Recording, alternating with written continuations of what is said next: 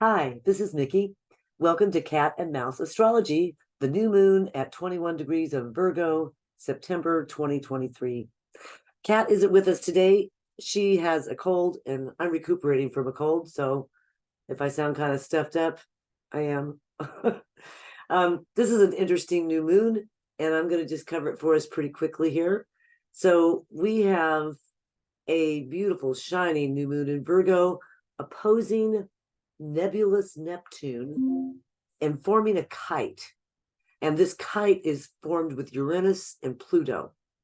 So we've got an opportunity for a positive change with Uranus involved. This is a trine, an Earth trine. But we've got Pluto going on here, maybe with some downdrafts. So I'm kind of wondering, can we fly this thing?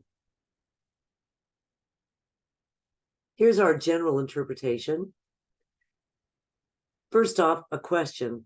How can you aim for the best in these changing winds? We've had Uranus in Taurus for quite a long time. So the Taurian house is the house of our foundations, our earth, those things that we depend on, food and basic necessities of life. So with Uranus there, it's been shaking things up anyway. It's kind of an earthquake in our earthy house. With Pluto backed up into Capricorn now, again, still, we have Pluto kind of as the downdraft. It's wrapping things up in Capricorn before it moves for the next 20 plus years into Aquarius, giving us a whole different flavor that we had a slight introduction to last spring. But that's coming back again.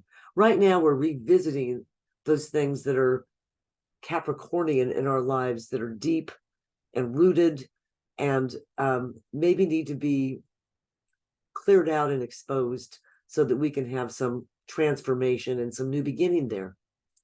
So a general interpretation of this would be for us to take advantage of a surprising opportunity that presents itself now. This is the trine with Uranus involved. The change could be regenerative, but it also could fool you into false perceptions. That regeneration comes from Pluto. The false perceptions have to do with the opposition of this new moon to Neptune. Neptune is our dreams, our illusions, those things that we may aim for that are too high, we don't ever actually reach. The dream may be opposed to the reality. But if you can fly this kite, balancing between the power of transformation and the impetus of the change, you may take off. So here's a picture of our chart in action. There's Cat over there. Here I'm Mickey Mouse, if you will. And here's our new moon circled in red at 21 degrees, opposite within 5 degrees of Neptune. And again, we have the trine between Pluto and Uranus here, and Jupiter loosely in the mix. And that's creating our kite formation. If you'll see that here, the blue lines are giving us the kite formation. Neptune is the area where we may find release or relief. This is where, when the wind catches it, this is where the kite takes off and starts to fly. So we may want to aim for the Neptunian in this, while being aware of not letting things get too big with Jupiter in the mix, and being aware of the downdrafts that could pull this down and keep this kite from flying. There's a change coming, and it could be very positive. With Venus in Leo, Leo is a bright, shining, sun-ruled sign, and with Venus in this beautiful place, sextiling Mars, we have some energy, some positive energy that's pulling this forward. Square Jupiter, these are two benefics, but things can get too big. Balloons blowing up too high can pop. Too much of a good thing can be actually too much of a good thing, as Rick Levine likes to say. So, we be aware with Mars and Libra, that's a an opportunity to strategize. So try to strategize in such a way that you don't let things get bigger than planned.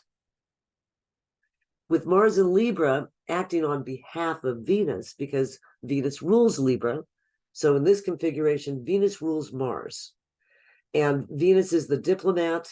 Libra is the sign of strategic action. And here's where Mars can actually help us in a very positive way in this sextile with Venus. So be using your Venus and Mars here. This is where the lovers are actually acting in unison in our benefit. Even if Mars is not in his full power in Libra, sometimes that's good. We want a little energy and not too much. Beware of the squares. Here we have Venus in Leo square Jupiter in Taurus. And, you know, this can be a difficult corner to turn related to Venus and Jupiter right now, because squares are tension. They're a corner we're turning. There's a tension that has to be released. I sometimes think of it as a wheel, a wagon with square wheels. I mean, that wagon will roll, but not like it would with round wheels. You're going to have to pull on it.